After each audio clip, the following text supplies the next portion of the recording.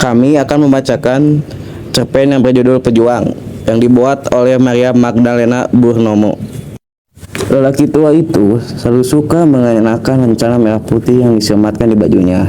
Di mana saja berada, rencana merah putih selalu menghiasi penampilannya. Ia memang seorang pejuang yang pernah berperang bersama para pahlawan di masa penjajahan sebelum bangsa dan negara ini. Kini, semua teman seperjuangan telah tiada. Sering ia bersyukur karena mendapat karunia umur panjang. Ia bisa menyaksikan hidup dalam kedamaian. Tak lagi dijajah oleh bangsa lain, tidak lagi berperang dari keluar mas hutan. Tapi ia juga sering meratap-ratap setiap kali membaca koran yang memberitakan keadaan negara ini semakin miskin akibat korupsi yang telah dianggap wajar bagi semua pengelola negara.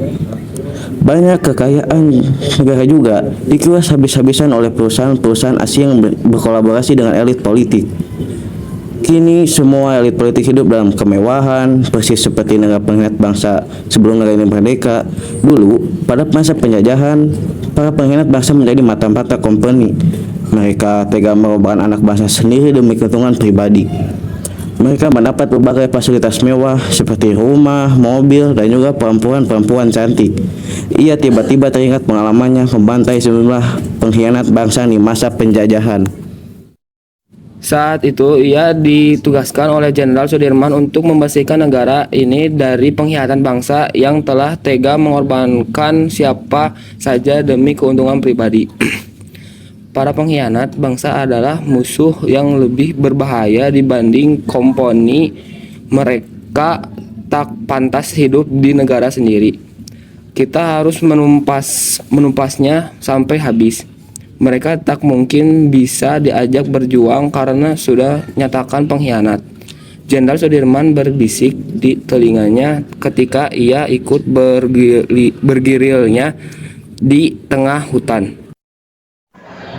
Ia kemudian bergerilya ke kota-kota menumpas kaum pengkhianatan bangsa. Ia berjuang sendiri menumpas kaum pengkhianatan bangsa dengan menyamar sebagai penjual tipe singkong dan air perasan tipe singkong yang bisa diminum sebagai pengganti arak atau tuak. Ia mendatangi rumah-rumah kaum pengkhianatan bangsa. Banyak pengkhianatan bangsa yang gemar membeli air perasan tipe singkong. Dasar kaum pengkhianat, senangnya hanya mengubar nafsu saja. Ia begitu dendam kepada kaum pengkhianat bangsa. Mereka harus ditumpas habis dengan cara apa saja. Dan ia memilih cara paling mudah tapi sangat ampuh untuk menumpas kaum pengkhianat bangsa.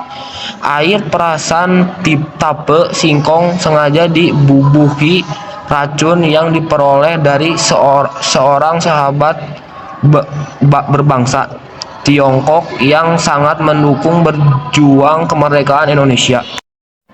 Entah terbuat dari bahan apa, racun itu sangat berbahaya jika dicampur dengan air perasan tipe singkong lalu diminum.